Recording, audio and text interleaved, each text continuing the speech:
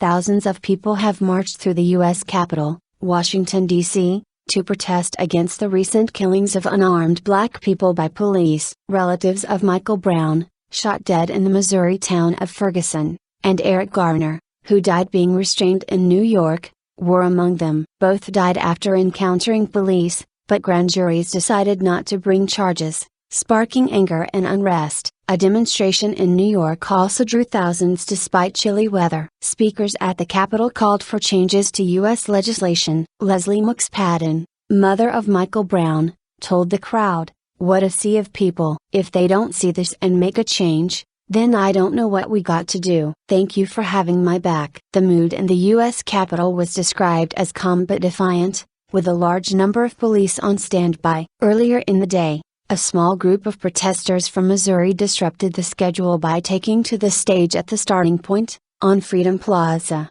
and blowing a bullhorn. They complained that the protest, which was organized by long-established civil rights groups, was staid and ineffective. Michael Brown, 18, was shot dead on 9 August during an altercation with a white police officer in Ferguson. Mr. Garner, 43, died while being held down by a white police officer on 17 July. He had been challenged over the alleged sale of loose cigarettes on a street in Staten Island, New York. The event was caught on camera and his dying plea of "I can't breathe" has become a slogan of the protesters. It echoes the adoption of "hands up, don't shoot," a Ferguson refrain alleging that Mr. Brown was surrendering to police when the fatal shots were fired. Relatives of 3 other black people killed in controversial shootings were also expected to attend the march, according to the National Action Network.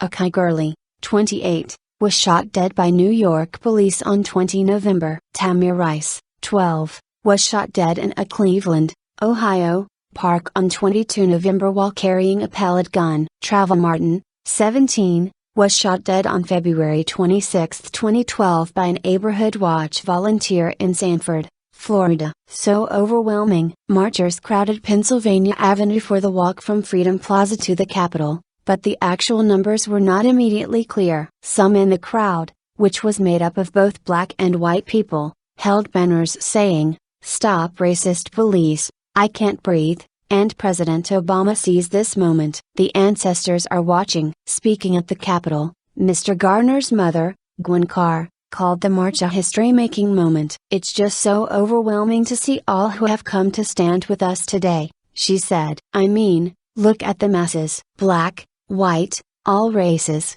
all religions. We need to stand like this at all times." Most people who spoke to the BBC's Regina Vaidyanathan at the march cited Mr. Garner's death as the main factor which had led them to join the protest, she said in a tweet. The Reverend Al Sharpton, a leading civil rights advocate, called for legislative action that will shift things both on the books and in the streets. In New York, protesters shouted, "We will shut New York City down," and "Black Lives Matter," an AFP news agency correspondent reports. New York March co-organizer Almara Elliott urged action at every level of government to ensure that these racist killings by the police cease. The decision not to prosecute a policeman over Michael Brown's death sparked riots in Ferguson and as far away as Oakland, California. However, most of the protests over his and Mr. Garner's death have been peaceful.